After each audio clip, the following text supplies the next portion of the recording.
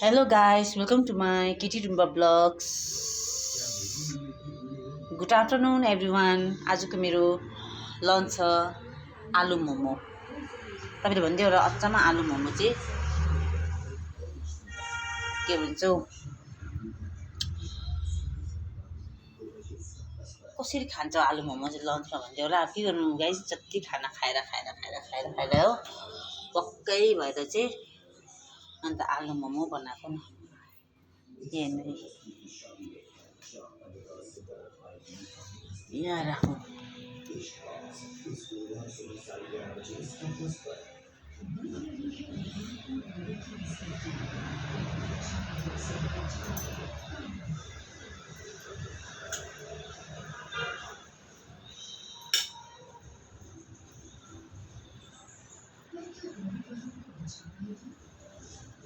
आलुको मोमो बनाउँदै हो। मेरो यतापट्टि अन क्यामेरा हुँदैन गाइस, हो के भएर खिचिरहेछ। तपाईँ आलु बनाउनु त देख्नु सक्दै यो गर्नु सक्दिनँ हो, त म तपाईँहरूलाई बनाएर देखाउनु सक्छु ल। यसरी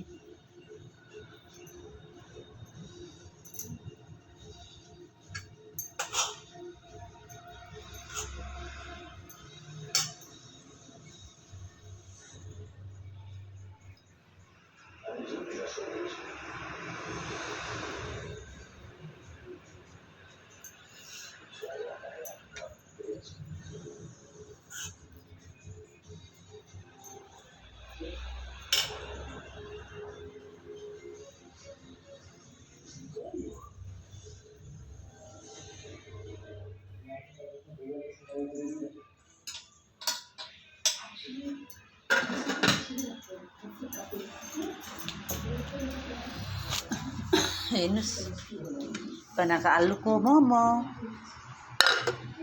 बत्ती बाल्नु पर्यो, किन अँध्यारो हुन्छ गाइस।